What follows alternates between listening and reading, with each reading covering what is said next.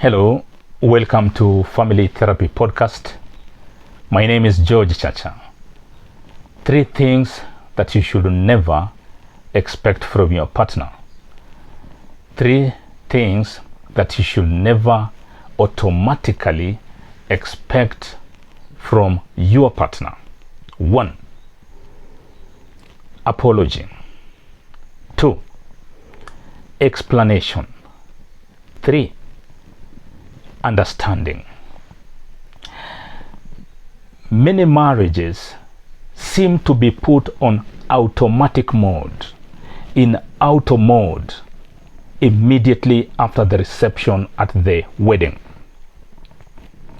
The partners in marriage kind of expect each other to know what the other needs, to know what hurts the other person, to know what the explanation what the explanation is, and even to they expect the other person to understand what it is that the other partner is doing wrong or ought to do.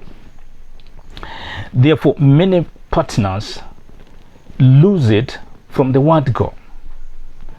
They lose it when they allow their marriage, when they allow their relationship to be in auto mode. It is advisable that let every marriage be on manual mode. Recognizing then, by you allowing your marriage, your relationship to be on manual mode, then it means that there will always be something for you to do. When I talk of apology, how many relationships, how many marriages have recorded apologies in the last 1 year?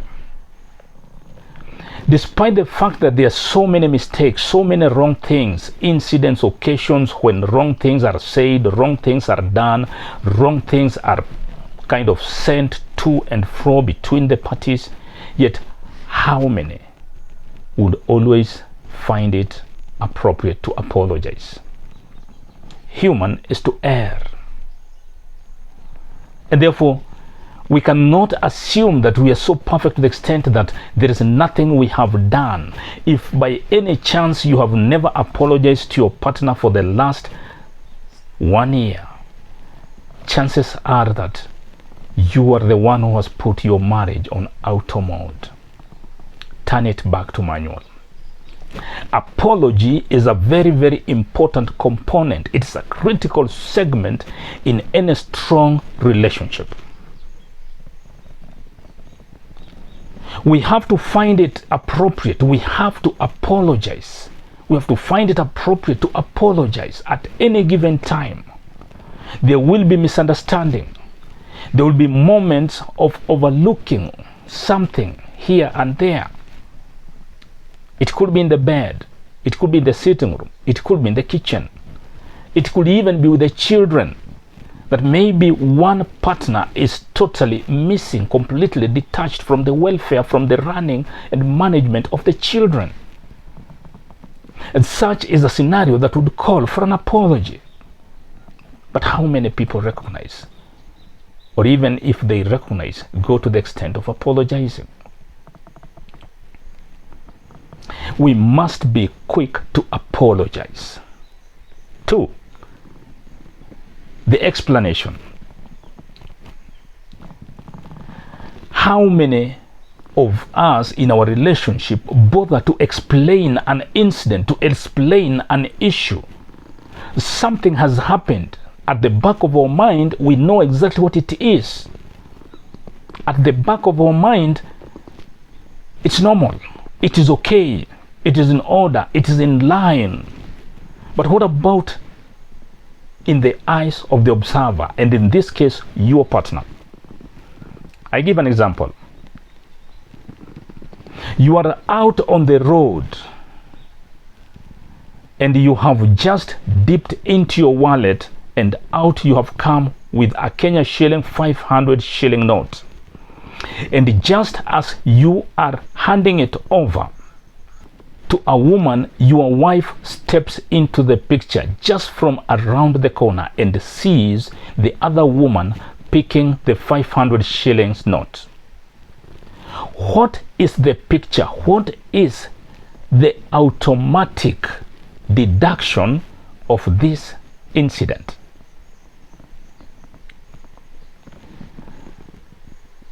It is from such incidents that conflict could very easily arise, because the obvious conclusion to a woman who has always had suspicion of her husband will be that this is the woman who is consuming, or this is the woman who is actually I would say sucking into the funds of my family, and a fight could arise. But now, what is the real meaning?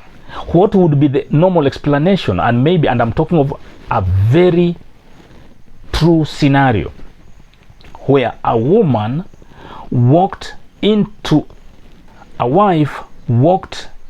her husband as he was handing over a 500 shillings note, and immediately a fight ensued between the two women on the assumption that this woman was a gold digger. She was reaping where she never sowed, and she was picking what she has not dropped. And in the real sense, the man was paying the money for a service, for having used a facility which the woman is in charge of. And that's the reason why I say that explanation, and in marriages we lose it when we immediately jump into conclusion. We already have our preformed opinion of what the incident is all about. We already have at the back of our mind, it's like we know precisely what it is that is happening. We have not bothered to seek explanation. Ordinarily, I believe the best approach would be later on in the day, when just the two of you approach your partner and say, my beloved Baba so and so, Mama so and so, today I witnessed a scenario that has refused to leave my mind. Kindly, can you explain what it is that I saw? And I believe that your partner also has an obligation to explain to you the exact meaning of what you saw. Therefore, let us avoid jumping to conclusion, because what your partner saw might be different, could be what your partner interpreted on seeing the scene or the scenario could be very different from the real scenario. Explanation. Seek explanation politely, recognizing that you could be wrong, and also recognizing that you might be bringing up this point when your partner is maybe angry, maybe your partner is depressed, is stressed up, maybe your partner has his own personal issues, and again you end up losing it. 3, the aspect of understanding. How many of us bother to understand our partner? Behind every action, there is a reason. When someone decides to go out and have beer with friends until maybe 10, 11 p.m., he or she has a reason. And if the wife decides to get into bed, for example, fully dressed, like she's going for a picnic, there is a reason. And therefore, it is important for us to seek and try to understand each other. Partners, let us seek to kind of examine the 3 points and kind of rekindle our marriages. These are points that will never come automatically. You must plod them. You must actually dig out for them. You must seek for apology where you feel you have been bruised, where you feel you have been actually violated, you must seek for an apology. And the other partner must also be humble enough to recognize the significance, the healing power of apology. You must seek for explanation in any scenario, situation that will come your way. Do not make conclusion. Do not make judgment without giving fair hearing, without listening and seeking from your partner. Seek explanation. Don't make your own conclusion and judgment. You also must go out your way, again with utmost respect. I continue underlining the word respect, because in many couples, the aspect or the component of respect seems to be cutting across, where many feel, and especially for the women, they feel they're disrespected, they are not valued, they are not considered, they don't count. It's like they are people who just happen to be there, or their being there is an accident, a bad occurrence in somebody's life.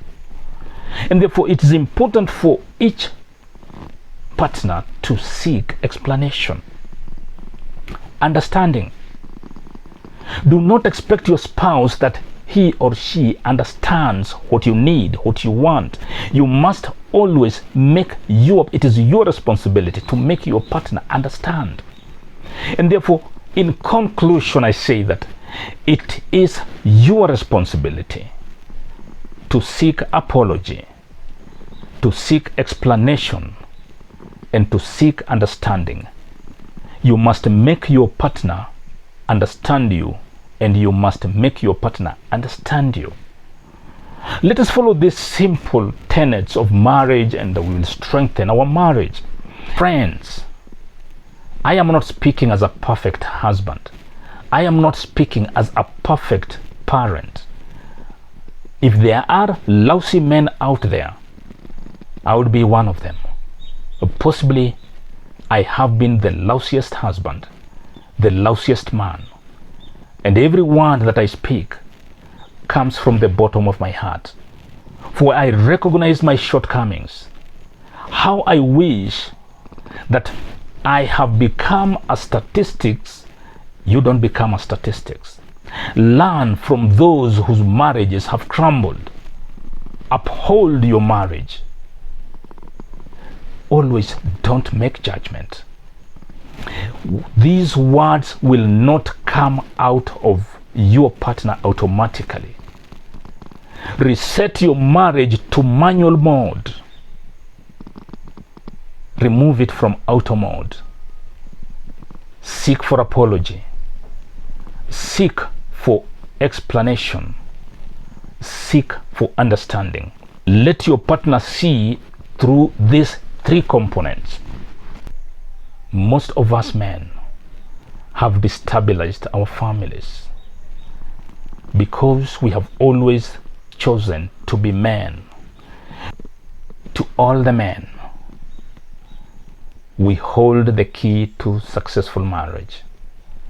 To those who are considering walking out of your marriage, don't. Consider the 3 points that I have raised. Turn your marriage from auto mode to manual mode. And if after 90 days you still feel like you should walk out, walk out. Oh man, we hold what it takes to have a functional family. Otherwise, thank you for watching this show. I encourage you to subscribe to this channel, click the like button, and click the bell. Let us have a continuous dialogue around these things as men, as families. In my next episode, I will be talking about the words that we should say in our marriages to heal, to mend relationship. Otherwise, thank you.